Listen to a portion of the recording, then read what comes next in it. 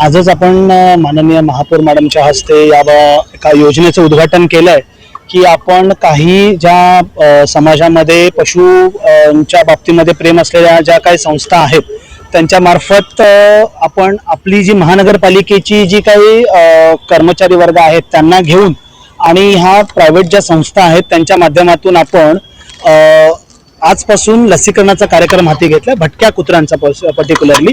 आणि आमचं आत्ताचं उद्दिष्ट असं आहे की पहिल्या 7 दिवसामध्ये किमान 5000 कुत्र्यांचं तरी लसीकरण करण्याचा आमचा मानस आहे आणि याच्यामध्ये एक 50 जणांची स्वतंत्र टीम काम करते.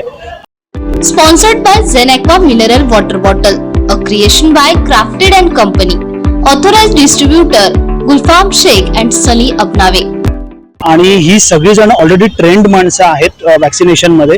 त्या माणसांना कुत्र्यांना हँडल करताना काही त्रास होऊ नये म्हणून सुद्धा आपण त्यांचं सुद्धा लसीकरण करून घेतलेलं आहे आणि त्यांना जे जे काही गॅजेट्स लागतात कुत्रे पकडण्यासाठी त्या कुत्र्याला इजा होऊ नये अशा माध्यमातून तर ती सुद्धा त्यांना पुरवण्यात आलेली आहे.